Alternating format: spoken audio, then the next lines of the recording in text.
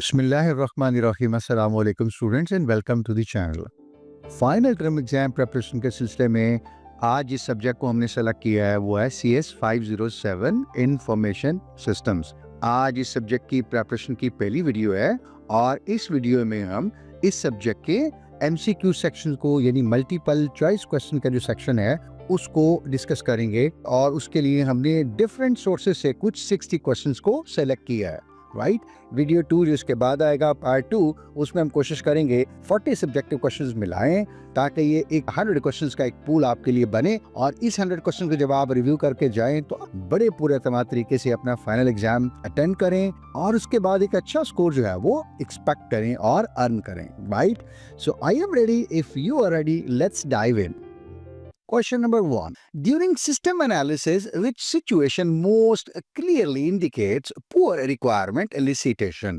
तो हमसे पूछा गया है कि कोई एक एनालिस्ट है, एक सॉफ्टवेयर बनना है, तो उस सॉफ्टवेयर से रिलेटेड जो रिक्वायरमेंट्स हैं वो लेने की वो कोशिश कर रहे हैं या इस कोशिश में है कि रिक्वायरमेंट्स लिखी जाएं, गैदर की जाएं। राइट, अच्छा, उसके बाद अब क्या मसला हुआ? अब दी गई सिचुएशन में से कोई हमें एक आइडेंटिफाई करनी है कि क्या सिचुएशन है जो कि इस प्रोसेस में पुअर इंडिकेशन हो रही है। कौन सी सिचुएशन है जिसमें आप कह सकती हैं कि ये रिक्वायरमेंट जो है वो सही नहीं लिखी गई, बेहतर नहीं लिखी गई। यानी रिक्वायरमेंट बेहतर उस वक्त नहीं लिखी जाती जब यूजर हमें बार बार आके बता रहे होते हैं कि ये तो सॉफ्टवेयर में फीचर ही नहीं डाला आपने, ये तो रिक्वायरमेंट्स आपने लिखी नहीं थी, ये वाला फंक्शन नहीं है सॉफ्टवेयर में, तो वो बार बार जो है वो बताए जा रहे होते हैं। इसका मतलब ये होता है कि जो सिस्टम एनालिस्ट हैं उन्होंने रिक्वायरमेंट्स को अच्छी तरह से एक तो एंटिसिपेट नहीं किया, दूसरा फिर ड्राफ्ट नहीं की और उन्हें सारे एरियाज को डिस्कवर नहीं किया या फिर एड्रेस नहीं किया। तो हमारी जो बी ऑप्शन है वो यही कह रही है कि जब यूजर बार बार आपसे रिक्वायरमेंट बताएंगे आके आपको और जब भी आप दोबारा उनके साथ रिव्यू कराएंगे एप्लीकेशन या सॉफ्टवेयर को तो वो फिर कहेंगे ये चीज में मिस है। आप उसके बाद दोबारा लेके जाएंगे, नया डिजाइन लेके जाएंगे, जब वो एवेल्युएट करेंगे यूजर उसके बाद फिर वो कहेंगे कि ये फलां फीचर मिस है। तो इस सूरत में यूजर बार बार चेंजेस मांग रहे हैं, नई नई चीजें मांग रहे हैं। तो मतलब यह है कि पहले रिक्वायरमेंट्स अच्छी लिखी नहीं गई, रिक्वायरमेंट्स को क्लियर, कंसाइज, कंप्लीट होना चाहिए। तो ये थोड़ी सी सिचुएशन ऐसी है जो कि एक पुअर इंडिकेशन है कि सिस्टम एनालिस्ट ने किसी वजह से ये रिक्वायरमेंट्स अच्छी नहीं लिखी, कंप्लीट नहीं लिखी, कंक्रीट नहीं लिखी। Question number 2. Which of the following is a methodology used to create a plan for how an organization will resume partially or completely interrupted critical business functions within the predetermined time after a disaster or disruption? हमें बताना है कोई एक methodology है जिसके अंदर क्या करते हैं, हम कोई एक प्लान क्रिएट करते हैं। ये प्लान किस लिए होता है कि ताकि ऑर्गेनाइजेशन अपने प्रोसेसेस को रिज्यूम कर सके कंप्लीटली या पार्शली, जो कि क्रिटिकल बिजनेस फंक्शंस हैं। कब? जब कोई डिजास्टर आए या कोई डिसरप्शन आए, यानी कोई डिजास्टर आया, कोई डिसरप्शन आई, कोई प्रॉब्लम आई, डिस्टरबेंस आई, उसके बाद बिजनेस के अंदर एक कैपेबिलिटी होती है कि वो दोबारा अपनी सर्विसेज को रिज्यूम कर लेता है, रीस्टोर कर लेता है। तो पूछा गया है ये कौन सा प्लान है, कौन सी मेथोडोलॉजी है जिसके अंदर हम एक ऐसा प्लान क्रिएट करते हैं कि बिजनेस इंटरप्शन के बाद दोबारा अपनी सर्विसेज बहाल करे। तो उसको हम कहते हैं बिजनेस कॉन्टिन्यूटी प्लानिंग या बिजनेस कॉन्टिन्यूटी प्लान। तो डी ऑप्शन यहां से करेक्ट है। थर्ड है, if a flow chart becomes complex, it's better to use dash symbol to reduce the number of flow lines. एक फ्लो चार्ट है वो कुछ थोड़ा सा लेंथी हो जाता है, कॉम्प्लेक्स हो सकता है। ठीक है, लेट्स टेक दिस एग्जांपल के थर्ड स्टेप के बाद आप समझ लीजिए it's going to be complex. तो उसके लिए वो पूछा गया कि क्या आप यूज कर लेते हैं। तो उसके लिए हमने आपने पढ़ा हुआ है कि हम कनेक्टर यूज करते हैं। अब ये कनेक्टर दो तरह के होते हैं, एक ऑन पेज कनेक्टर होते हैं और एक ऑफ पेज होते हैं। ठीक है, नॉर्मली हम दोनों के लिए सर्कल को यूज कर लेते हैं, लेकिन जो ऑफ पेज कनेक्टर है उनके लिए खास शक्ल यूज होती है जो कि मैंने यहाँ पे दिखाने की कोशिश की है। इसका मतलब यह है कि स्टेप 3 के बाद हम यहाँ पे चले गए, जो भी हमारी आउटपुट आई है वो ए के अंदर, और इस ए से हम ये वाली आउटपुट को दोबारा इनपुट के तौर पर यूज कर रहे हैं स्टेप 4 में, और हमारा फ्लो जो है फिर ए पॉइंट से यानी स्टेप 4 से दोबारा शुरू होगा। और स्टेप 4 को इनपुट कहां से मिल रही है? ए से। ठीक है, so the complexity can be handled using the off और on page connectors. Question number 4. The waterfall model becomes least effective when देखिए, हमें पता है कि जो वाटरफॉल मॉडल है, वो उसमें हम क्या करते हैं, हर एक फ़ेज़ का काम हम कंप्लीट कर लेते हैं और उस फ़ेज़ की जो आउटपुट होती है, वो हम अगली फ़ेज़ में लेके जाते हैं। हम सबसे पहला काम क्या करते हैं सॉफ्टवेयर डेवलपमेंट के लिए कि हम रिक्वायरमेंट्स लिखते हैं। अब हमारी रिक्वायरमेंट्स जब कंप्लीट होती हैं, तो रिक्वायरमेंट्स डॉक्यूमेंट हमारा आउटपुट होता है, जिसको हम इनपुट के तौर पे यूज़ करते हैं डिज़ाइन के अंदर और फिर हम पूरा डिज़ाइन अपना लिखते हैं। और जब हमारा डिज़ाइन कंप्लीट हो जाता है तो फिर हम उसकी आउटपुट यानी डिज़ाइन डॉक्यूमेंट को लेके जाते हैं सॉफ्टवेयर डेवलपमेंट में या कोडिंग में या जिसको आप एक्चुअल इम्प्लीमेंटेशन कहते हैं। और यूं जब ये इस कोड लिखा जाता है तो फिर सारा कोड दिया जाता है टेस्ट होने के लिए, राइट? तो एक एक आउटपुट एक फेज की वो बन रही है अगले की इनपुट। अब यहाँ सवाल पैदा होता है कि अगर दरमियान में चेंजेस आ रही हैं, आए दिन चेंजेस आ रही हैं, तो अब क्या किया जाए? वाटरफॉल कहता नहीं, ऐसा नहीं हो सकता। आपने जो लिख लिया ना यहाँ पे शुरू में, यही आपने इम्प्लीमेंट करना है, इसी को नीचे लेके चलना है और अगर कुछ चेंज करनी है फिर तो बड़ा मसला है। तो यही पूछा गया है कि ये लीस्ट इफेक्टिव कब हो जाता है? इसका मतलब ये है कि जब चेंजेस ज्यादा आ रही हों, यूजर ज्यादा चेंजेस मांग रहे हो, तो तब वाटरफॉल यूज नहीं किया जा सकता या हमें नहीं करना चाहिए। उसके लिए कोई और मॉडल है। वाटरफॉल उसके लिए बेहतर है, ये सूटेबल है उस सिचुएशन के लिए जब हमने रिक्वायरमेंट्स कंप्लीट लिख ली हो, हमें पूरा स्कोप पता हो कि सॉफ्टवेयर क्या बनेगा और हमने कंप्लीट रिक्वायरमेंट लिख ली है और थ्रू आउट जो है वो डिप्लॉयमेंट तक हमें यहाँ पे कोई चीज नहीं करना हो, देन वाटरफॉल सूट करता है।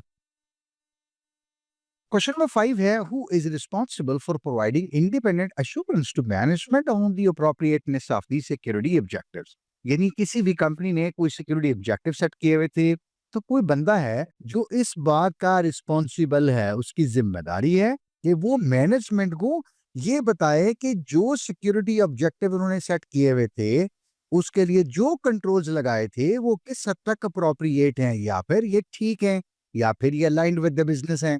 तो कंट्रोल चेक करने के लिए हमारे पास एक एक्टिविटी होती है बिजनेस में, वो क्या होती है? ऑडिट। सही है, हम ऑडिट करते हैं तो फिर हमें पता चलता है कि हमारी सिचुएशन क्या है, चीजें कंप्लाई हो रही हैं कि नहीं, रूल्स एंड रेगुलेशंस फॉलो हो रहे हैं या फिर नहीं हो रहे। तो चूंकि यहाँ पे इसी को इंफॉर्मेशन सिस्टम्स के लेंस से जब हम देखेंगे, तो हम कह सकते हैं कि इंफॉर्मेशन सिस्टम ऑडिटर्स होते हैं, उनकी ये जिम्मेदारी होती है कि वो किसी भी कंपनी में इंफॉर्मेशन सिस्टम्स या इससे रिलेटेड या टेक्नोलॉजी से रिलेटेड जितनी भी चीजें हैं उनका ऑडिट करते हैं और फिर वो मैनेजमेंट को एक पिक्चर देते हैं, एक रिपोर्ट या फाइंडिंग शेयर करते हैं कि जितनी भी उन्होंने कंट्रोल या सिक्योरिटी ऑब्जेक्टिव या पॉलिसीज जो है वो डिफाइन की थी, वो फिर कंप्लाई हो रही है या फिर नहीं हो रही। 6 है, which segment of supply chain management includes distributing and delivering the final product to the customer or the consumer?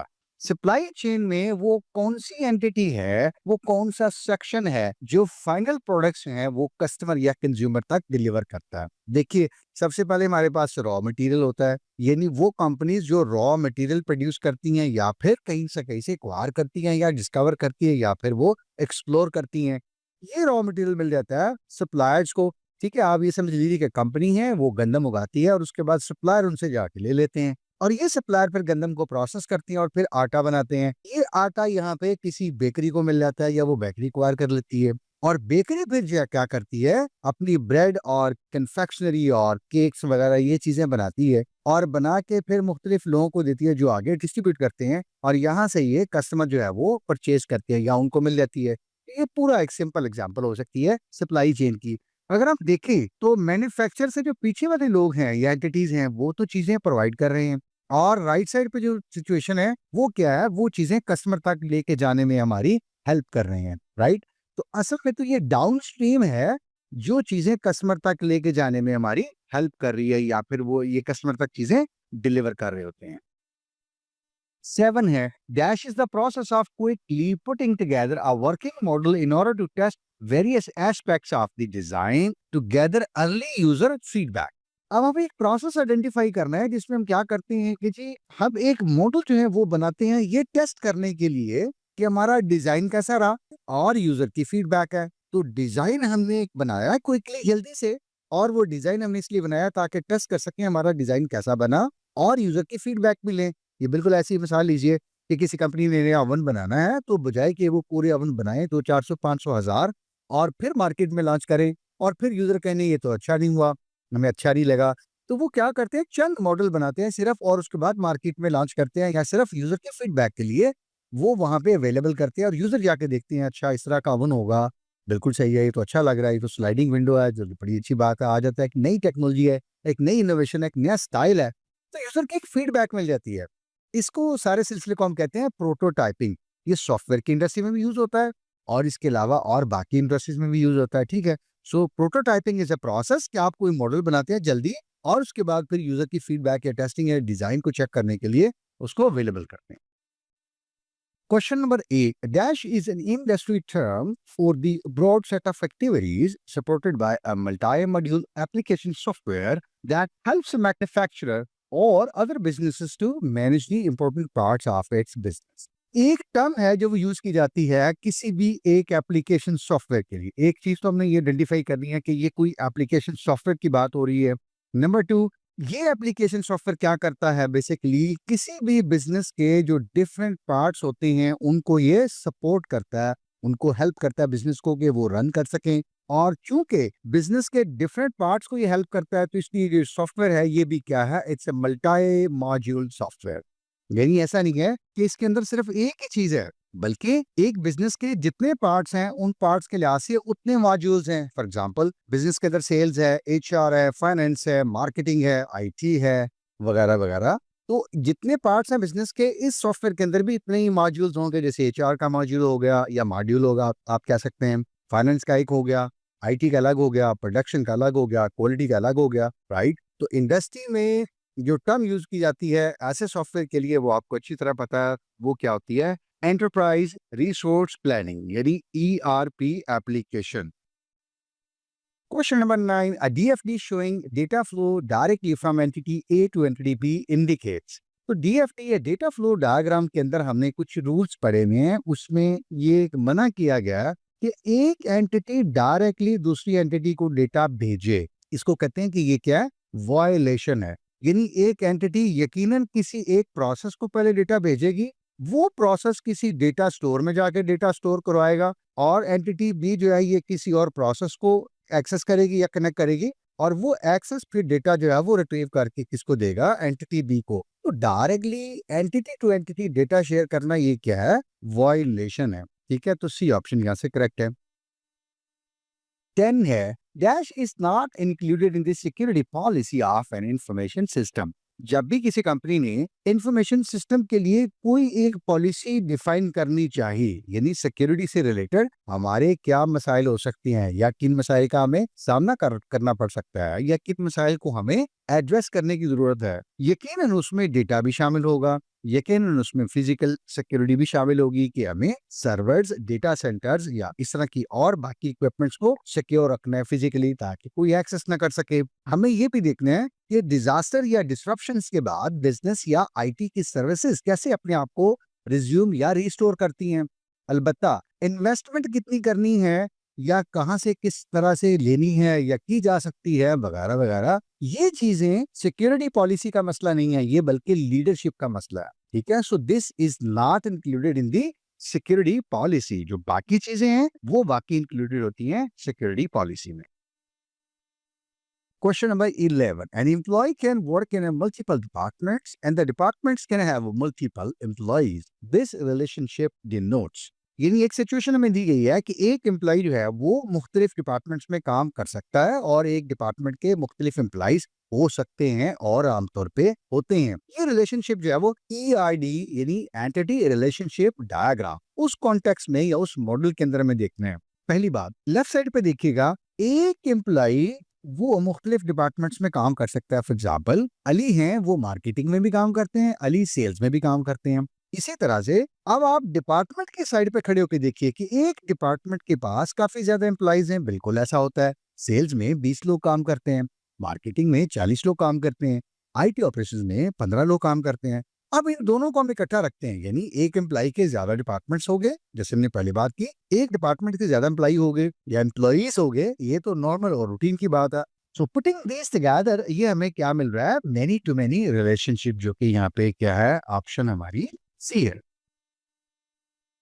Question number 12. Automatically updating all records after a master file change supports. यानी एक master file है, वहां पे हमने कुछ change किया है, तो उसके बाद हमें बाकी जितने रिकॉर्ड्स हैं उन सबको या तो ऑटोमेटिकली वो अपडेट हो जाते हैं, या हमें उधर चेंज करने के बाद एक ऑटोमेटिक रिफ्लेक्ट होती है अपडेट। तो ये किस सिनेरियो को डिपिक्ट करता है या रिप्रेजेंट करता है? Let's think about a situation के जहां पे हमारे पास एक रिकॉर्ड दो जगह पे सेव होता है। अब एक जगह पे हम सेव कर लेते हैं और दूसरी जगह पे सेव नहीं करते, तो क्या होता है? डेटा इनकंसिस्टेंट होता है। एक कस्टमर की इनवाइस हमने एक जगह अपडेट कर दी, वहां से उसका डेबिट था वो हमने अपडेट कर दिया कि कस्टमर ने पहले 200 रुपए देना था, अब उसने 300 रुपए देना है। दूसरी साइड पे हमने वो इनवाइस रिफ्लेक्ट नहीं की, तो वो क्या हुआ? दूसरी साइड पे वही पुरानी अमाउंट पड़ी रही। तो इसको कहते हैं डेटा इनकंसिस्टेंट हो गया। अगर आप ये समझ लीजिए कि हमें किसी मास्टर फाइल में एक चेंज करते हैं हम, तो वो जो दूसरी साइड पे वो चेंज अपडेट हो जाती है अगर ऑटोमेटिकली, यानी दोनों साइड पे इन्वेस्टिस का जो इफेक्ट है वो आ जाता है, तो ऐसी चेंज में डेटा क्या होता है? कंसिस्टेंट होता है, डेटा एक्यूरेट हो जाता है, दोनों साइड पे अपडेट हो जाता है। तो ये सिनेरियो किसको रिप्रेजेंट करता है? डेटा कंसिस्टेंसी को। 13 है, which of the following organizational structures contains fewer management levels? अब हमारे पास ऑर्गेनाइजेशन में मैनेजमेंट लेवल्स होते हैं। देखिएगा लेफ्ट साइड की डिपिक्शन में आपके पास 1, 2, 3 और ये 4 लेवल नजर आ रहे हैं। तो ऐसी ऑर्गेनाइजेशन जिनमें ये मैनेजमेंट के जो लेवल हैं या हायरार्कीज हैं ये ज्यादा बड़ी होती हैं, उनको हम कहते हैं tall organisations. On the other side अगर आप राइट साइड की डिपिक्शन देखें तो उसमें 1, 2 और ये 3 मैनेजमेंट लेवल हैं। अगर आप इन दोनों को कंपेयर करें तो राइट साइड वाली जो है इसमें क्या है? फीवर मैनेजमेंट लेवल्स हैं, ठीक है, बहुत कम है। तो विद फ्यूअर मैनेजमेंट लेवल्स हमारी ये ऑर्गेनाइजेशन क्या बनी? फ्लैट। सी ऑप्शन करेक्ट हुआ। 14. A person who tries to gain unauthorized access to an organization's computer-based information system and invades its privacy. कोई साहब है, वो किसी सिस्टम में, यानी जो कि कंप्यूटर बेस्ड सिस्टम है किसी ऑर्गेनाइजेशन का, ये साहब वहां पे क्या करते हैं? उसकी प्राइवेसी को एक्सेस करते हैं, इन्वेड करने की कोशिश करते हैं, एक्सेस करने की कोशिश कर रहे हैं। और ये एक्सेस क्या है? ये अनऑथोराइज एक्सेस है, यानी उनको इजाजत नहीं है। तो ये साहब जो है वो असल में क्या है? ये लॉजिकल इंट्रूडर हैं। इंट्रूडर का मतलब क्या होता है? यानी वो बंदा जो किसी सिस्टम में या किसी एप्लीकेशन में इंट्रूजन कर रहा होता है, जिसको आप आसान लफ्जों में कह रहे हैं घुसने की कोशिश कर रहा है। फिजिकल इंट्रूडर इसलिए नहीं क्योंकि वो साहब वहां बैठे नहीं हुए। अगर एक साहब खुदा न खास्ता किसी ऑफिस में आ जाते हैं, वो गैर मुतल्लका साहब हैं और वहां आके फिर यूएसबी वगैरह लगाने की कोशिश करते हैं, वो अपनी डिवाइस लगा के किसी लैपटॉप या किसी सर्वर या किसी सॉफ्टवेयर को कॉपी या डेटा कॉपी करने की कोशिश करते हैं, तो ऐसी सूरत हम कहेंगे कि वो क्या है? फिजिकल इंट्रूडर है। मुमकिन है ये जो साहब है ये कहीं और से भी एक्सेस गेन करने की कोशिश कर रहे हैं, जैसे कि हमें क्वेश्चन में कहा भी है। तो जब ये कहीं ना कहीं से किसी और तरीके से एक्सेस करने की कोशिश कर रहे हैं, तो ये क्या होगा? लॉजिकल इंट्रूडर होगा ये बंदा, ये साहब फिजिकल इंट्रूडर नहीं होंगे। ठीक है, तो डी ऑप्शन करेक्ट है यहाँ से। 15. Dash increment in the incremental model is usually the core product which addresses the basic requirements of the system. दो तीन चीजें यहाँ से नोट कीजिएगा। एक तो ये है कि ये इंक्रीमेंट मॉडल की बात हो रही है, और दूसरा कहा गया है कि ये जिस इंक्रीमेंट मॉडल के अंदर जिस फेज की बात हो रही है, जिस इंक्रीमेंट की बात हो रही है, जिस आइट्रेशन की बात हो रही है, उसमें कोर प्रोडक्ट आप भेजते हैं या कंसीडर की जाती है। अब ये बेसिक रिक्वायरमेंट होती हैं जो कि कोर प्रोडक्ट होती है, यानी बहुत बुनियादी चीजें। तो क्विकली देख लेते हैं। ये हमारे पास इंक्रीमेंट मॉडल है। हम क्या करते हैं जी? हम जो भी रिक्वायरमेंट्स होती हैं उनको एनालाइज करते हैं, फिर डिजाइन करते हैं, उसके बाद फिर कोड करते हैं, टेस्ट करते हैं, और यूं हम बेसिक रिक्वायरमेंट्स को इम्प्लीमेंट करते हैं। घर के एग्जाम्पल दूं अगर मैं आपको, तो आप जब किसी कंस्ट्रक्शन कंपनी को कहते हैं वो आपका घर बनाए, तो वो कहते हैं जी ठीक है, बहुत बेसिक चीजें हम आपको दे देते हैं। ग्राउंड फ्लोर पे एक कमरा, एक किचन, एक वाशरूम, राइट? ये आपकी क्या होगी? पहली आइट्रेशन या पहली इंक्रीमेंट। उसके बाद फिर हम क्या करेंगे? इतना आप शुरू कीजिए, रहना शुरू कीजिए, और सेकंड हम क्या करेंगे? नीचे आपको एक गेस्ट रूम, एक ड्राइंग रूम दे देंगे। उसके बाद फिर हम आपको एक और शायद वाशरूम दे दें, कुछ टेरेस दे दें, राइट? और थर्ड में हम क्या करेंगे? स्टेयर्स भी दे दें, छत के ऊपर आपको एक दो कमरे और बना दें, वगैरह वगैरह। तो ये पहली आइट्रेशन थी आपकी, ये वाली। इसमें क्या किया उन्होंने? कोर प्रोडक्ट आपको दी। ठीक है, तो कोर प्रोडक्ट इंक्रीमेंट मॉडल में जो बेसिक रिक्वायरमेंट्स होती हैं वो फर्स्ट आइट्रेशन में डिलीवर की जाती है या फर्स्ट इंक्रीमेंट में डिलीवर की जाती हैं। तो यहाँ पे फर्स्ट वाली ऑप्शन जो कि पहली है ये करेक्ट होगी। 16 है ERP systems eliminate data duplication because they use। ERP systems के भी हमने बात की है, ये डेटे को डुप्लीकेट होने से बचा सकते हैं। डेटे को डुप्लीकेट होने से बचाते हैं या बचा सकते हैं। वजह क्या है? उसकी वजह ये है, हमने बात की थी कि ये एक ही सिस्टम है जिसके अंदर मल्टीपल मॉड्यूल्स होते हैं। बिजनेस का हर पार्ट, हर फंक्शन अपना रिस्पेक्टिव मॉड्यूल यूज करता है। फाइनेंस वाले अपना, IT वाले अपना, HR वाले अपना मॉड्यूल यूज करते हैं। तो ERP को अगर हम देखें तो उसके अंदर जो एक बेहतर चीज है, ये जो बेहतरीन चीज आप कह सकते हैं, ये उसका कोर फीचर है, वो ये है कि आपके पास डेटाबेस सेंट्रलाइज होती है। लुक एट दिस, ये डेटाबेस अगर सेंट्रलाइज है तो सारे फंक्शंस, सारे मॉड्यूल्स उसी डेटाबेस को कलेक्ट कर रहे हैं, वही डेटा डंप कर रहे हैं या डेटा एंटर कर रहे हैं, रिकॉर्ड वहीं सेव हो रहे हैं, और जिन लोगों को रिकॉर्ड चाहिए देखने के लिए उसी डेटाबेस से वो रिकॉर्ड्स देख रहे हैं। तो इस वजह से कहा जाता है कि ERP एप्लीकेशन जो है उसके अंदर डेटा डुप्लीकेट नहीं होता अमूमन, राइट। तो इसकी जो बेहतरीन चीज है, डेटा डुप्लीकेशन जो नहीं होने देती, वो क्या हुई फिर? Centralised data repository, C option.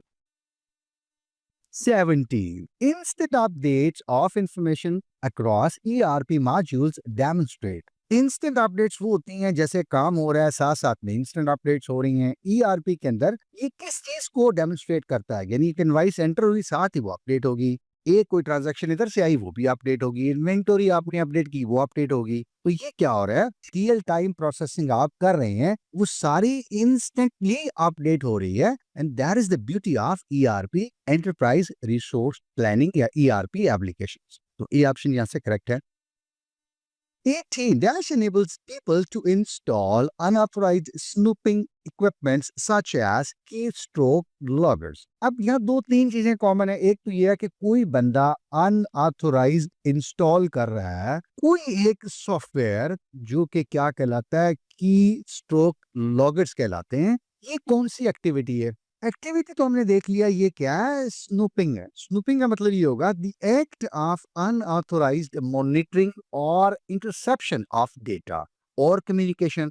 तो मेरे लैपटॉप के ऊपर फॉर एग्जांपल अगर कोई एक बंदा जो कि अनऑथोराइज्ड है मेरे लैपटॉप को यूज करने के लिए, लेकिन अनफॉर्चुनेटली वो कोई एक की लॉगर इंस्टॉल कर देता है, तो इससे क्या होगा? जो केस में हिट करूंगा, जो मैं इंफॉर्मेशन अपने लैपटॉप के ऊपर टाइप करूंगा, वो सेंड करूंगा, वो ईमेल्स हों, वो लॉगिन्स हों, वो पासवर्ड्स हों, वो क्या होंगे? सारे लॉगर के अंदर लॉग होते जाएंगे। और उसके बाद फिर उस बंदे ने, जो कि बेसिकली अटैकर या हैकर हो सकता है, उसने कहीं ना कहीं कोई एक इन्फॉर्मेशन अपनी दी होगी कि ये इन्फॉर्मेशन जो आप ले रहे हो ये मुझे भेजते जाओ, ईमेल करते जाओ, कहीं अपलोड करते जाओ। तो कौन सी एक्सेस है बेसिकली ये?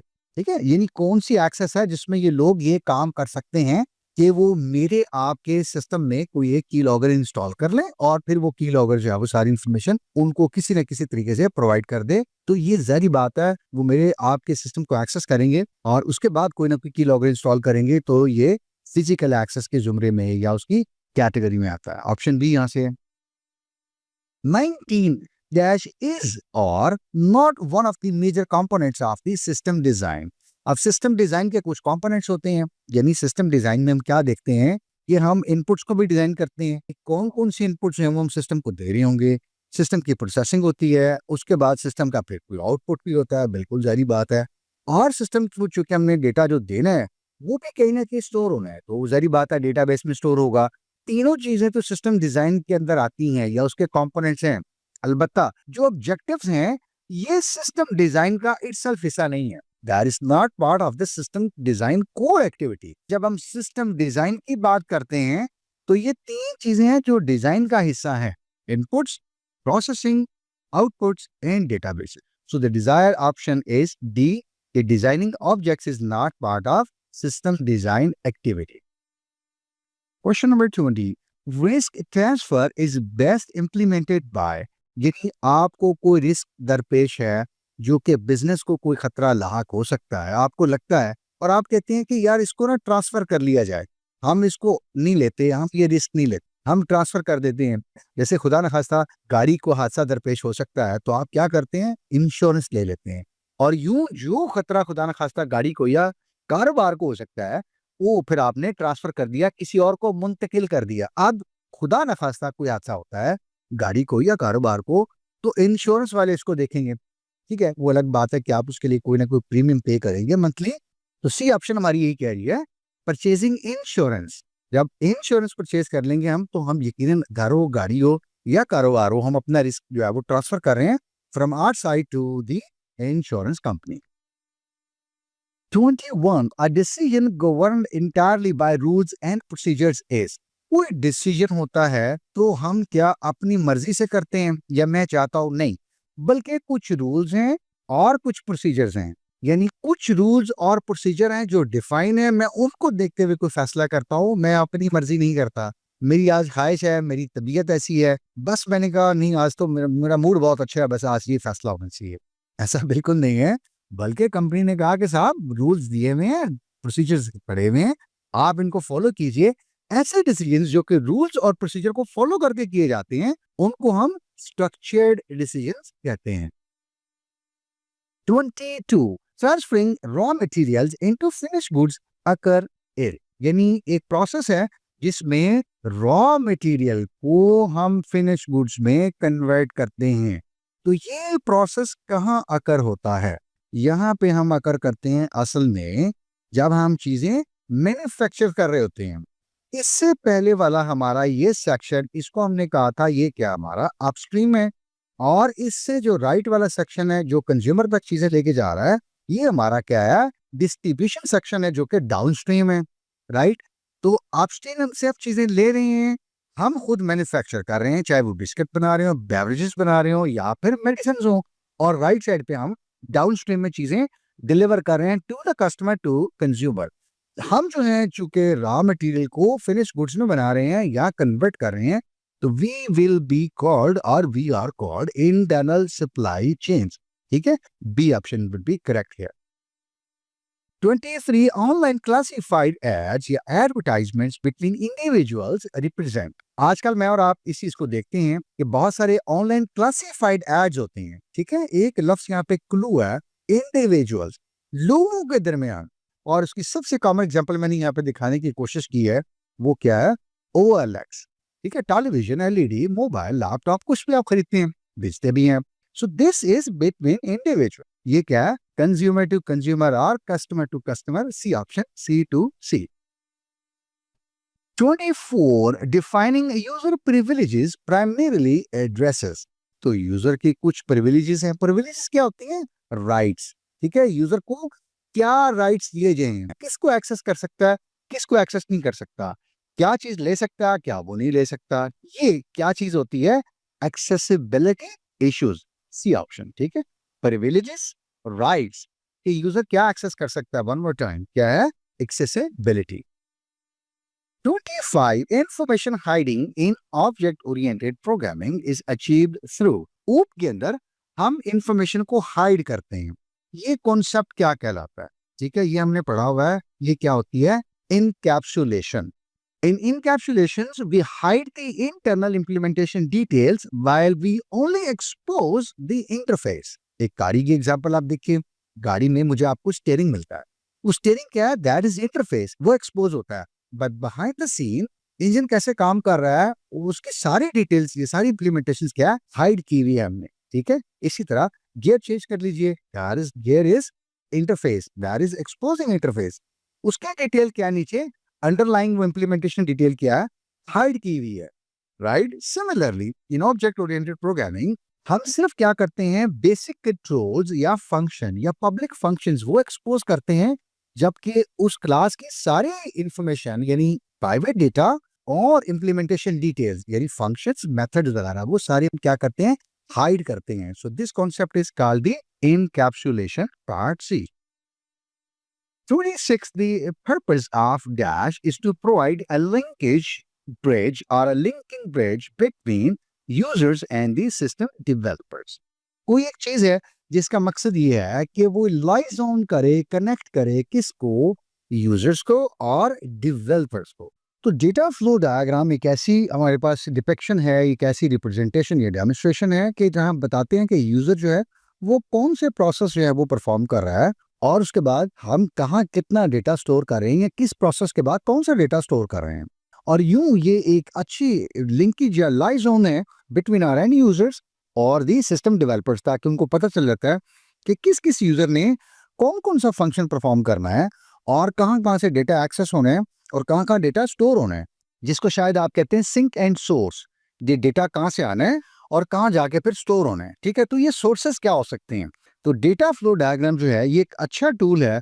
This is a kind of a bridge are lies on between users and the system developers. 27 है, in the context of object-oriented programming or object orientation, an object is best described as. एक object क्या चीज होती है जी, हमें बताना होगा ऊप के कॉन्टेक्स्ट में. तो pretty simple and straight forward. एक ऑब्जेक्ट के पास क्या होता है जी, या तो उसके पास स्टेट्स होती हैं जिसको हम एट्रीब्यूट्स भी कहते हैं, राइट. जैसे कार की यहाँ एग्जांपल दी है कि कार का कोई कलर होगा, उसका कोई वेट होगा, उसकी डायमेंशन होगी, उसकी लेंथ होगी, एटसेट्रा एटसेट्रा. ये सारे क्या हैं, स्टेट्स या फिर एट्रीब्यूट्स हो सकते हैं. इसी तरह ऑब्जेक्ट के पास जो दूसरी चीज होती है वो उसका क्या होता है, बिहेवियर यानी फंक्शन, मेथड्स जिनको आप कहते हैं. वो क्या कर सकती है, जैसे कार की अगर एग्जांपल लें तो कार में क्या हो सकता है, चेंज गियर हो सकता है, चेक गैस हो सकता है, ठीक है, ऑन हो सकता है, टर्न ऑफ हो सकता है, वगैरह वगैरह. ऑब्जेक्ट ओरिएंटेशन में जो ऑब्जेक्ट होता है उसके पास दो चीजें होती हैं. ये एक कोई ऐसी एंटिटी जिसकी कोई स्टेट होती है, नंबर वन, और जिसके पास कुछ ना कुछ बिहेवियर या कुछ फंक्शंस होते हैं, ठीक है. तो सी ऑप्शन यहाँ से करेक्ट होगी हमारी. 28 KPI measures performance relative to. की परफॉर्मेंस इंडिकेटर कहते हैं हम KPIs को. तो KPIs जो है वो किसी बिजनेस की परफॉर्मेंस मेजर करते हैं. लेकिन ये जो परफॉर्मेंस मेजर करते हैं ये बिजनेस की कौन सी चीज होती है? आपने एक चीज पढ़ी हुई है, CSF, क्रिटिकल सक्सेस फैक्टर.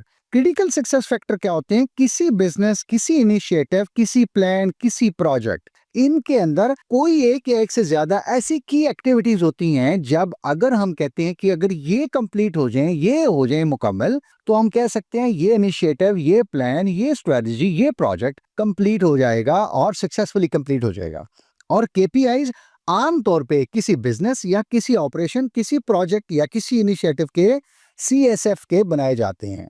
तो हम कह सकते हैं कि KPI measures performance relative to critical success factors, यानी वो फैक्टर जो बिजनेस के लिए, उस प्रोजेक्ट के लिए क्रिटिकल हैं, हम उनके अगेंस्ट KPI बनाते हैं और उन्हीं KPIs को फिर मेजर करते हैं इन ऑर्डर टू सी कि बिजनेस या प्रोजेक्ट कैसे परफॉर्म कर रहा है and what is the probability of its success.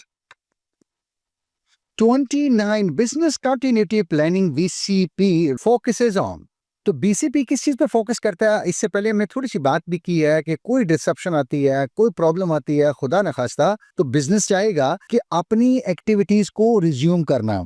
इसी तरह IT के अंदर को आती है तो IT का फंक्शन भी चाहेगा कि अपनी सर्विसेज को जल्द बहाल किया जाए, ठीक है. इसको हम कहते हैं कि कॉन्टिन्यूटी प्लानिंग है. और इस कॉन्टिन्यूटी का मतलब क्या होगा कि जब भी कोई डिसरप्शन आए, जब भी कोई डिजास्टर आए, कोई भी प्रॉब्लम आए, तो बिजनेस की सर्विसेज को जल्द बहाल किया जाना चाहिए.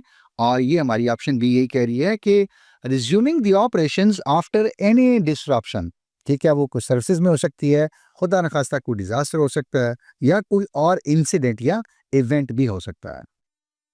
Question number 30, data integrity ensures. Integrity का लफ्ज यहाँ पे जो है ना, इट्स वेरी इंपॉर्टेंट. इंटेग्रिटी से आपकी मेरी क्या मुराद होती है कि किसी डेटा के अंदर कोई तब्दीली नहीं हुई.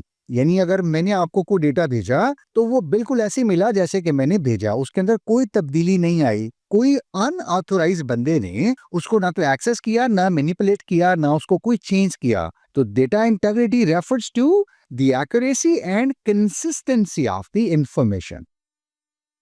31. Incremental model criticism focuses on. अब एक इंक्रीमेंटल मॉडल के ऊपर क्रिटिसिज्म भी आती है जो कि बहुत अहम है. इससे पहले हमने देखा भी कि इंक्रीमेंटल मॉडल जो है वो पहली आइटरेशन में या पहली इंक्रीमेंट में कोर बिजनेस फंक्शन या कोर प्रोडक्ट डिलीवर करता है, फिर कोई और फीचर डिलीवर करता है और add up to on the recent increments ये आहिस्ता आहिस्ता चीजें डिलीवर करता जाता है. लेकिन इसके ऊपर एक क्रिटिसिज्म भी आती है. अगर आप हमारी हाउस वाली एग्जांपल को दोबारा ज़हन में लाएं तो यहाँ पहली आइटरेशन में जब सिर्फ एक कमरा, एक किचन, एक वॉशरूम डिलीवर किया गया तो इसका मतलब यह है कि हमारा पूरा घर तो नजर नहीं आ रहा, राइट. इसका यही एक मसला है, ठीक है. इसके अंदर ये एबिलिटी नहीं है कि ये सारे घर को इकट्ठा एक वक्त में देखे या अर्ली देखे. ये कहता है पहले बहुत बुनियादी चीजें, फिर उसके बाद आगे वाली कोई चीज, और उसके बाद फिर और एक दो कमरे, और उसके बाद पता नहीं, फिर हमें आखिरी आइट्रेशन के बाद पता चलेगा कि एक्चुअल घर तो ऐसा नजर आना चाहिए था. तो ये इंक्रीमेंटल मॉडल के ऊपर एक क्रिटिसिज्म है कि it does not have ability to view और perceive the whole system early और at the first place. Question number 32. Identifying assets is the dash step in determining what needs to be protected. यानी हमने identify करना है कि कौन से assets हैं जिनको हमने क्या करना है, प्रोटेक्ट करना है। ये कोई एक स्टेप है, ठीक है। ये पूछा गया कि कौन सा स्टेप है जिन एसेट्स को हमने प्रोटेक्ट करना है अपनी इंफॉर्मेशन सिक्योरिटी पॉलिसी बनाते हुए। ये हमने सोचा है, यह हमने देखना है कि किन एसेट्स को प्रोटेक्ट करना है। तो वो हमारा कौन सा स्टेप होना चाहिए? यकीनी बात है, उसको बुनियादी स्टेप होना चाहिए। 33 है, transaction in a computer system can be traced with the help of dash. यानी कंप्यूटर के अंदर जो ट्रांजैक्शन हुई है, ट्रांजैक्शन से मुराद एक एक्टिविटी है, ठीक है। एक एक्टिविटी हमने की है तो वो हम किस तरह से ट्रेस कर सकते हैं, ठीक है। कीवर्ड्स देखा करें ताकि क्वेश्चंस को अच्छी तरह समझ सकें आप। हमारे पास सिस्टम्स में कुछ इंफॉर्मेशन होती है जिनकी बुनियाद पे हम देख सकते हैं कि कौन सी ट्रांजैक्शन किस टाइम पे हुई, उसकी नेचर क्या थी, वो किस टर्मिनल सिस्टम पे हुई, किस यूजर ने की, उसका ऑब्जेक्टिव क्या था, और उसके बारे में कुछ और इंफॉर्मेशन जो है वो अगर मिल सकती है तो इसको हम कहते हैं कि हमने उस ट्रांजैक्शन का ऑडिट किया है और हमने ट्रेल देखी है पूरी कि एक एक्टिविटी कब शुरू हुई, किसने की, उसका पहला स्टेप क्या था, दूसरा क्या था, तीसरा क्या था, चौथा क्या था। So it is the audit trail. An audit trail is the logical records of the computer activities, usages या फिर प्रोसेसिंग भी हो सकती है अबाउट एन ऑपरेटिंग या ऑपरेशन और एन एप्लीकेशन सिस्टम, किसी चीज की भी हो सकती है, ठीक है। So it is the audit log. मैंने एक और सिंपल कई से एग्जांपल लेके आपको एक आइडिया देने की कोशिश की है कि दिस इज हाउ कि कंप्यूटर सिस्टम के अंदर जो ट्रांजैक्शन है वो किस किस तरह से जाके कौन कौन सी इंफॉर्मेशन स्टोर कर रही होती है। So we can have an idea कि what happened to this transaction, कब किसने क्या किया। 34. Which of the following is it true about entity? ERD के कॉन्टेक्स्ट में यानी एंटिटी रिलेशनशिप डायग्राम के कॉन्टेक्स्ट में या डेटाबेस के कॉन्सेप्ट में या उस कॉन्टेक्स्ट के अंदर हमें ये देखना है कि एंटिटी किसको कहा जाता है। हम एक एम्प्लॉय की रिकॉर्ड जो है वो सेव करना चाहेंगे, हम एक प्रोडक्ट का डेटा सेव करना चाहेंगे, हम एक ट्रांजैक्शन का डेटा सेव करना चाहेंगे, अकाउंट नंबर का सेव करना चाहिए, स्टूडेंट का सेव करना चाहेंगे, सो ऑन। तो ये सारी क्या है? एंटिटीज हैं। एंटिटीज मतलब हम इनका डेटा, इनकी इंफॉर्मेशन डेटाबेस में स्टोर करना चाहते हैं, इसीलिए हम इनको कह रहे हैं एंटिटीज। और यही इनकी बुनियादी जो बेसिक इंफॉर्मेशन है, ये डेफिनेशन है वो भी है। तो अगर आप सी ऑप्शन देखें तो वो ये कह रही है कि it could be a person और प्लेस और ऑब्जेक्ट जिसकी इंफॉर्मेशन हम स्टोर करने के बारे में इंटरेस्टेड हैं, ठीक है। So the C option is correct. 35. Which of the following is a weakness that can be accidentally triggered or intentionally exploited? कोई एक वीकनेस है, वो किसी सिस्टम, किसी लैपटॉप, किसी सर्वर, किसी एप्लीकेशन सॉफ्टवेयर में हो सकती है, जिसको या तो गलती से या फिर दानिस्ता इंटेंशनली हमने उसको क्या किया? एक्सप्लॉइट किया, यानी उससे फायदा उठाया, जिसको हम कहते हैं ना कि किसी इंसान की जब कमजोरी से फायदा उठाया जाता है, जो कि गलत बात है, इखलाकन बहरहाल लोग करते हैं। तो एक ऐसी कमजोरी जो किसी सिस्टम में है, किसी सॉफ्टवेयर में है, किसी सर्वर में है, किसी एप्लीकेशन में है, उसको अगर यूज किया जाए, गलती से यूज कर ले कोई या फिर दानिस्ता उसको पता और वो यूज कर ले, तो ऐसी कमजोरी को क्या कहा जाता है? This is a vulnerability. Option D, vulnerability. 36 है, the art and science of converting data into secret code for the secure transmission over the public internet or network is called। एक चीज हमने यहाँ पे देखी है कि हमने डेटे को कन्वर्ट किया है किसी सीक्रेट कोड के अंदर, ताकि वो क्या करें? इंटरनेट के ऊपर, पब्लिक नेट के ऊपर इसको ट्रांसफर कर सकें सिक्योरली। ये 3-4 इंफॉर्मेशन हमने देख ली। आप क्विकली जरा देखते हैं कि ये कौन सा सिलसिला है जिसमें ये ऐसा काम किया जा सकता है। आपको पता है ये इनक्रिप्शन होती है, और इनक्रिप्शन एक प्रोसेस है किसके अंदर? क्रिप्टोग्राफी के अंदर। उसमें हम क्या करते हैं? एक सेंडर होता है जो डेटा भेजता है, वो किसी की को यूज करके डेटे को इनक्रिप्ट करता है। अब जब डेटा इनक्रिप्ट होता है तो वो डेटा इस फॉर्म में चला जाता है कि कोई उसको दरमियान में जो बंदा है उसको पढ़ नहीं सकता और ना उसको समझ सकता है। और जब ये इनक्रिप्टेड डेटा रिसीवर तक जाता है तो रिसीवर एक और की यूज करके उस डेटे को ओरिजिनल टेक्स्ट में कन्वर्ट कर लेता है। फॉर एग्जाम्पल, हमने यहाँ पे हेलो भेजा, सेंडर ने अपनी की के साथ जब उसको इनक्रिप्ट किया तो डेटा कुछ इस फॉर्म में चला गया कि जो कि किसी और अनऑथराइज्ड बंदे के लिए यूजलेस है।